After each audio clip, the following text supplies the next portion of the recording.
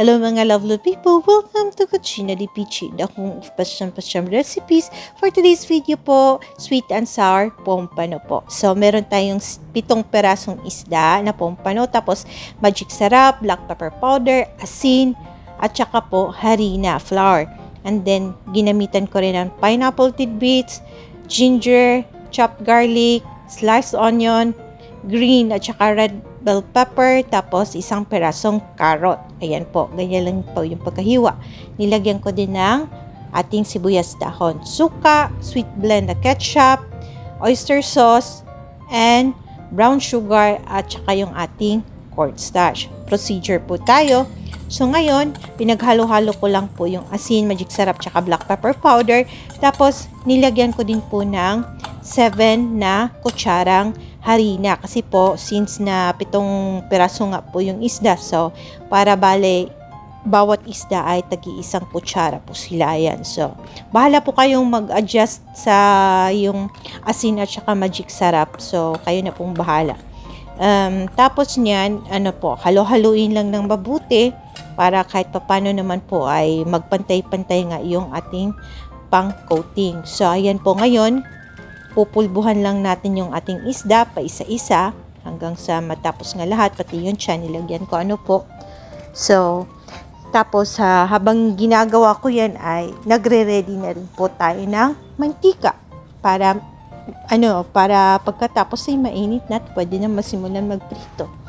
Ayan po, so kaya ko po ginagawa itong procedure ito kasi para po medyo malutong po yung balat niya, yung labas, tapos yung sa loob naman po yung laman niya ay malambot pa rin. Oo, kahit na pinirito. So, pero meron din naman yung iba na mas gusto nilang malutong talaga yung isda nila kapag sweet and sour.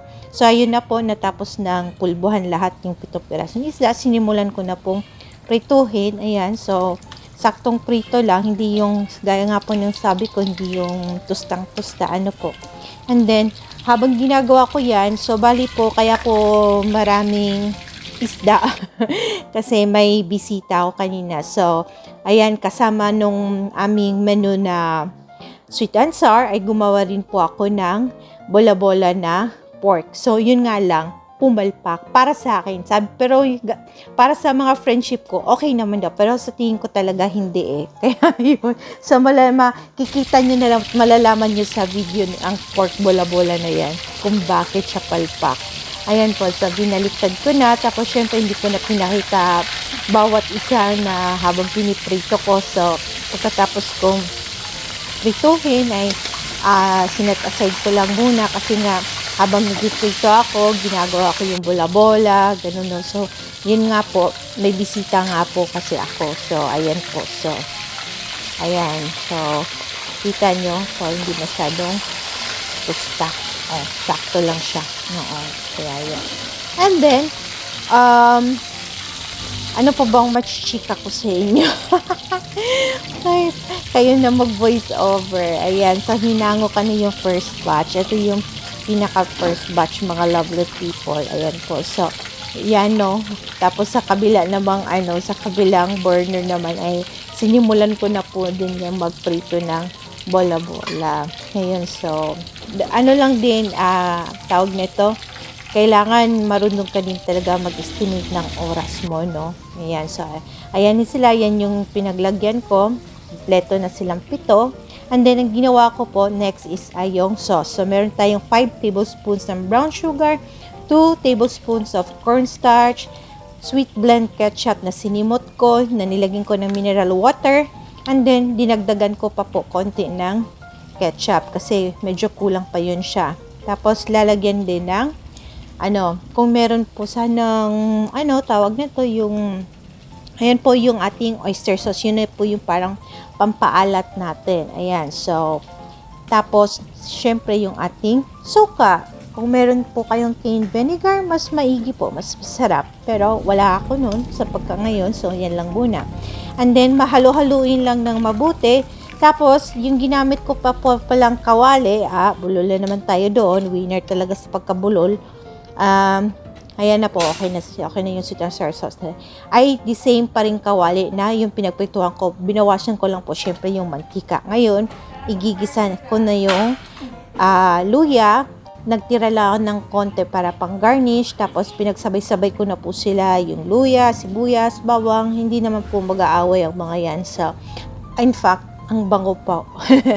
Kaya yun. So, tapos, mekos-mekos lang. Gaya ng napapanood ko, no? Nakikita na kapag sinasabi ng mga taong mekos-mekos lang. So, halo-halo lang hanggang sa lumabas po yung halimuyak ng mga aromas natin or ng mga spices natin. And then, pagkatapos niyan, nilagay ko na rin yung ating carrots, tapos at saka yung ating mga bell pepper. And then, konting halo-halo na naman. And then, pagkatapos ay lalagay ko din yung ating pineapple tidbits. So, wala pa pala kung hinalo. Hinintay ko pa palang malagay ko yung tidbits, saka hinalo-halo. Ayan. So, ayan na po siya. Pagkatapos ng ating, pagka medyo half cook na po yung ating mga gulay, ay doon ko pa lang po nilagay yung ating sweet and sour sauce. Ayan po. So, tamang lang din, yung tamang pagkalapot na yung luto na siya, over lang, low heat lang talaga, po. Kaya yun, tapos, again, mekos-mekos. Tapos, yung ginawa ko po dito, mga lovely people, ay tinapins ko lang po yung ating sauce. So, hindi ko na po niloblob yung ating piniritong isda dyan sa sauce, kasi po, meron pong kasama sa bahay na hindi po siya mahilig sa sweet and sour. So, yung saktong, lang talaga, kaya nirespeto ko rin yung preference niya. Ayan, so, ngayon, lalagay ko lang pa isa-isa, tapos yun na nga, may part na medyo iniwasan ko na lagyan ng maraming sauce para po makain nung kasama natin sa bahay. Ayun, ganun talaga. So, kapag nagbibisita po kayo, importante din po na malaman ninyo kung ano yung mga gusto ng bisita ninyo, 'di ba? Ayan, so ngayon, pagkatapos niyan, ay wala po palang tikiman time.